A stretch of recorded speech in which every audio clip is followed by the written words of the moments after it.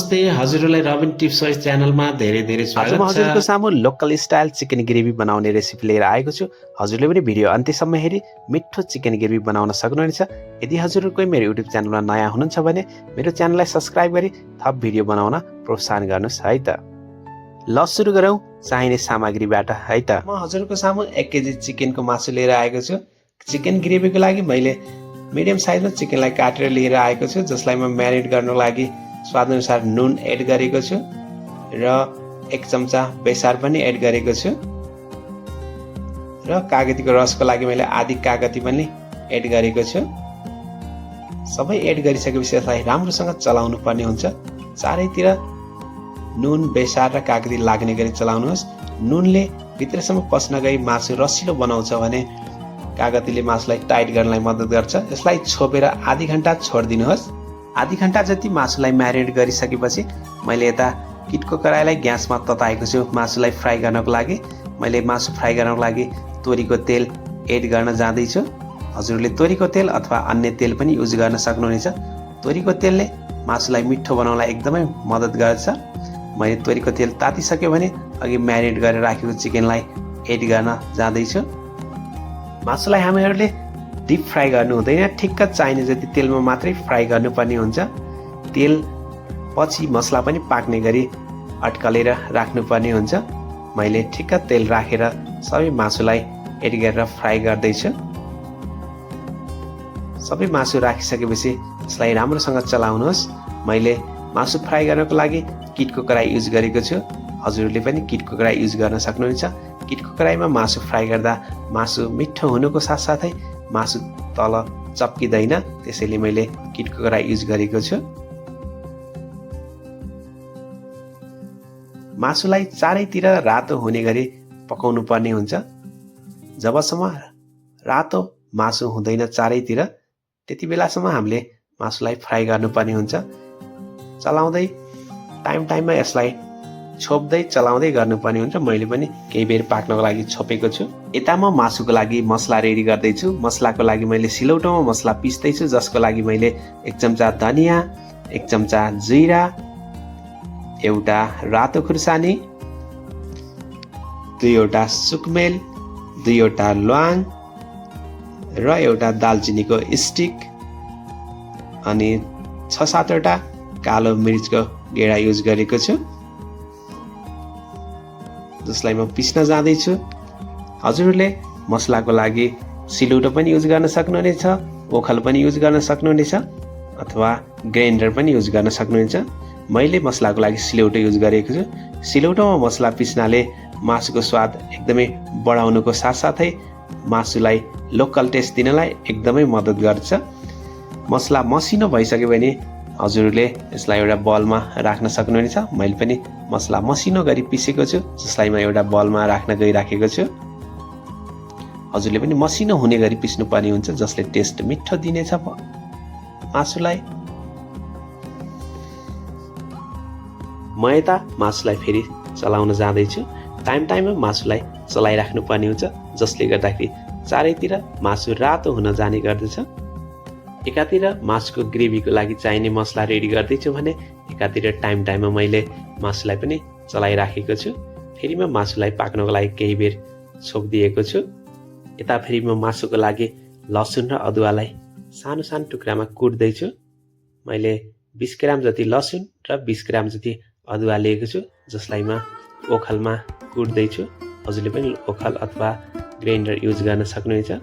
धेरै मसिनो गरी यसलाई पेस्ट बनाउनु हुँदैन, ठिक्क मोटो हुने गरी यसलाई कुट्नु पर्दछ, जसले मिठो स्वाद दिनलाई मद्दत गर्दछ। यता चिकन ग्रेभीमा एड गर्न लागि 2वटा प्याज लिएको छु, जसलाई म मसिनो गरी काट्न जाँदैछु। हजुरले पनि यसलाई मसिनो गरी काट्नु पर्ने हुन्छ। देख्न सक्नुहुनेछ मैले मिडियम मसिनो साइजमा काटेको छु, धेरै फाइन चप पनि गर्नु हुँदैन। चिकनको लागि 3वटा टमाटर पनि लिएको छु, जसलाई म मसिनो फाइन चप गर्न जाँदैछु। फाइन चप गर्नाले छिटो मासुमा गल्नलाई मद्दत गर्छ, त्यसैले मैले फाइन चप गरेको छु। हजुरले पनि फाइन चप गरेर राख्न सक्नुहुनेछ। टमाटरले मासुमा मिठो स्वाद दिनुको साथसाथै मासुलाई रसिलो बनाउनलाई एकदमै मद्दत गर्दछ। देख्न सक्नुहुनेछ मासुको लागि हाम्रो प्याज टमाटर र लसुन अदुवाको पेस्ट रेडी भइसकेको छ। म मासुलाई फेरि चलाउन जाँदैछु। हजुरले पनि टाइममा मासुलाई रातो नहुँदासम्म चलाइराख्नु पर्ने हुन्छ। किन सक्नुहुनेछ चिकन ग्रेभीको मासु लगभग फ्राई गरेर रेडी भइसकेको छ। क्रन्ची रातो देखिसकेको छ। मैले यसमा थोरै जिरालाई पड्काउन गइराखेको छु। मैले मासुलाई साइड लाएर बिचमा तेलमा जिरा पड्काएको छु र यसमा मैले अघि रेडी गरेर राखेको प्याजलाई पनि एड गरेको छु। सबै प्याज एड गरिसकेपछि राम्रोसँग यसलाई चलाउनु पर्ने हुन्छ। चारैतिर मासुमा लाग्ने गरी प्याजलाई चलाइदिनुहोस्। प्याज पनि पछि राम्रोसँग पाक्छ मासु सँगसँगै। मासुमा एकछिन प्याजलाई पाक्न दिनुहोस्। प्याज अलि पाकिसक्यो भने अघि रेडी गरेर राखेको लसुन र अदुवाको पेस्टलाई पनि मैले एड गरेको छु। लसुन अदुवाको पेस्टलाई एड गरिसकेर यसलाई पनि राम्रोसँग चलाउनुहोस् चारैतिर लाग्ने गरी। लसुन अदुवाको पेस्ट, प्याज र मसलालाई पहिलेको तेलमा राख्दा मासुलाई एकदमै स्वादिलो बनाउनलाई एकदमै मद्दत गर्छ। हजुरले पनि एकपटक यसरी बनाएर खान सक्नुहुनेछ घरमा। यसमा मैले 1 चम्चा बेसार पनि एड गरेको छु। बेसार सुरुमै राख्नाले मासुमा चप्किन जान्छ र कराईमा पनि चप्किन जान्छ। त्यसैले मैले मासु पाकिसक्यो भने बेसारलाई एड गरेको छु। हजुरले पनि पछि बेसार युज गर्न सक्नुहुनेछ।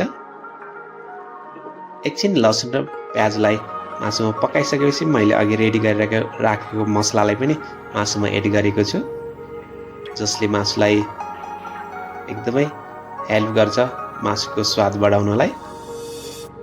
लोकल स्टाइलले पिसेको मसलालाई मैले मासुमा एड गरेर चलाएको छु। सबै मसला राखिसकेपछि मसलाले पाक्न दिनको लागि राम्रोसँग भुट्नु पर्ने हुन्छ मसलालाई, जसले गर्दाखेरि मसलाको काँचो स्मेल आउँदैन र मासुलाई मिठो हुनलाई मद्दत गर्दछ। र मैले यसमा अघि रेडी गरेर राखेको टमाटरलाई पनि एड गर्दैछु।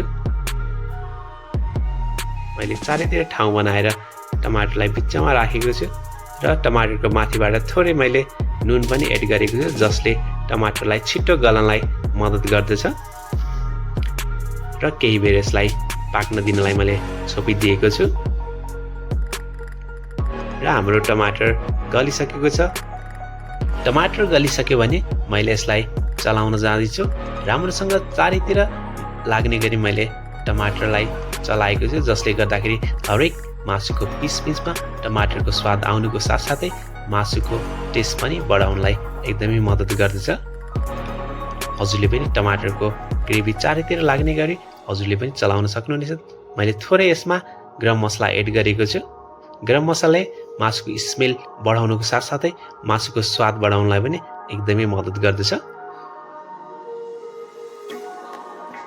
हाम्रो चिकन ग्रेभी फाइनली रेडी भइसकेको छ। देख्दै खाउँ लाग्ने भइसकेको छ। हजुरले पनि देख्न सक्नुहुन्छ। मैले यसमा थोरै धनियाको पत्ता एड गर्दैछु। धनियाको पत्ताले मासुको स्मेललाई बढाउनुको साथसाथै मासुलाई मिठो स्वाद दिनलाई मद्दत गर्दछ। फाइनली हाम्रो चिकन ग्रेभी रेडी भइसकेको छ। देख्दै खाउँ लाग्ने भइसकेको छ।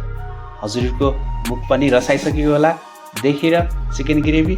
त्यसैले हजुरले पनि घरमै बसी मिठो रेसिपी बनाउन लागि मेरो युट्युब च्यानल रबिन टिप्सहरूलाई सम्झिनुहोस् है त। यदि हजुरकै मेरो युट्युब च्यानल रबिन टिप्समा नयाँ हुनुहुन्छ भने मेरो युट्युब च्यानललाई सब्सक्राइब गरी थप भिडियो बनाउनलाई प्रोत्साहन गर्नुहोस् है त। हजुरहरूले यो चिकन ग्रेभी भुजासँग पनि खान सक्नुहुनेछ, चिउरासँग पनि खान सक्नुहुनेछ र रोटीसँग पनि खान सक्नुहुनेछ। हजुरलाई केसँग मनपर्छ त्यहीसँग खाएर इन्जोय गर्नुहोस् है त। र मेरो भिडियो अन्त्यसम्म हेरी मलाई साथ दिनुभएकोमा हजुरलाई धेरै धन्यवाद।